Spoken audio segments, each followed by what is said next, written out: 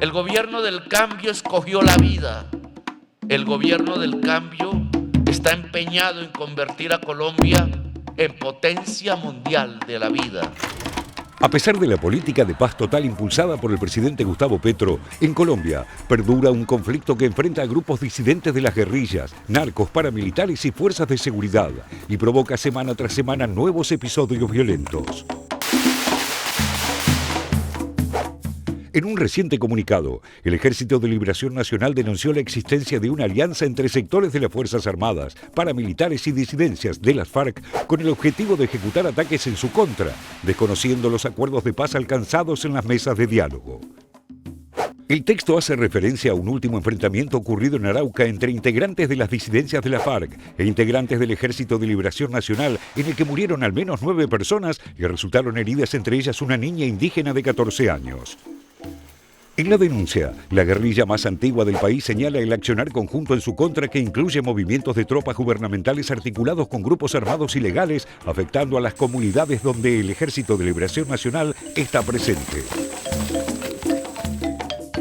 La valoración que nosotros hacemos de estos ataques, tanto los mediáticos como los ataques militares en el terreno, es que obedecen a sectores que están contentos con la crisis estructural que vive el país y no quieren que haya cambios hacia una democratización. Tanto el ELN como las disidencias de la FARC mantienen negociaciones de paz con el gobierno de Petro, situación que no impide la continuidad de la confrontación, especialmente en el estado de Arauca, territorio clave para el tráfico de cocaína por su cercanía con Venezuela. Es que a pesar de la intensa persecución militar, el narcotráfico a lo largo de 5 décadas con ayuda millonaria de Estados Unidos, el crecimiento del crimen organizado continúa sin prisa pero sin pausa. Según el último informe de la Oficina de Naciones Unidas contra la Droga y el Delito, Colombia, el mayor productor mundial de cocaína, aumentó en 2022 casi un 13% los cultivos de hoja de coca, alcanzando el récord de 230.000 hectáreas.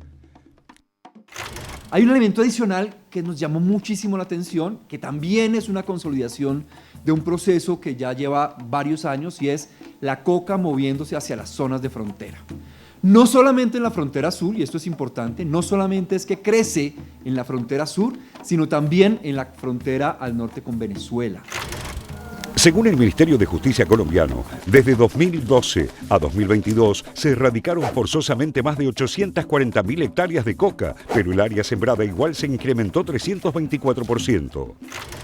Son unas cifras que preocupan, pero nos indican que, digamos, que la política aún, digamos, con sus primeros anuncios, con las primeras actuaciones que tuvimos sin que estuviera totalmente perfilada, pues han ido aplanando esa curva. A la par de los narcocultivos, también creció la fabricación de droga que sale desde Colombia principalmente a Estados Unidos y Europa, que pasó en un año de producir 1.400 toneladas de cocaína a 1.738.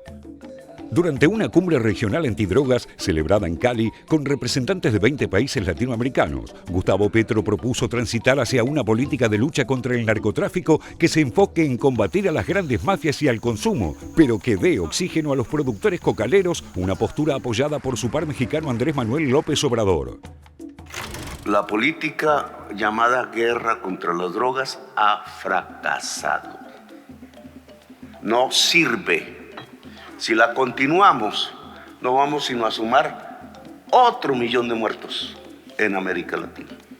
Y vamos a tener más estados fallidos y vamos a tener quizás la muerte de la democracia en nuestro continente.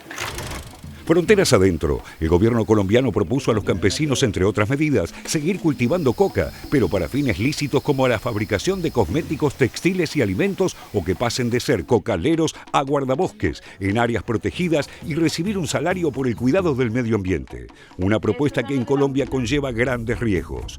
Según un informe de la ONG Global Witness, en 2022 el país registró los asesinatos de 60 ambientalistas, cifra que lo convierte en el más peligroso en el mundo para el ecoactivismo. Así lo relata la socióloga y activista Nadia Umaña, quien huyó de su tierra en el norte colombiano tras el asesinato de 4 compañeros ambientalistas.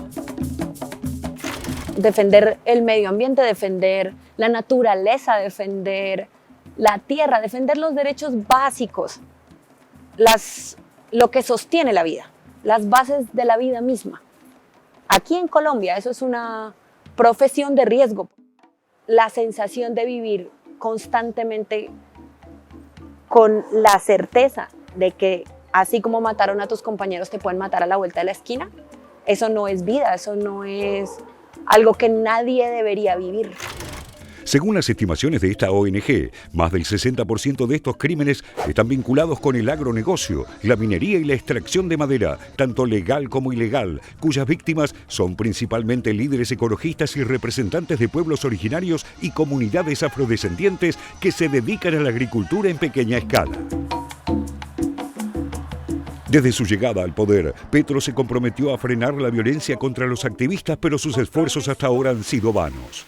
Tras varias décadas de conflicto armado, la violencia en Colombia persiste y presenta múltiples aristas y protagonistas. Una situación difícil de abordar para los gobiernos de cualquier signo, sin solución cercana a corto plazo.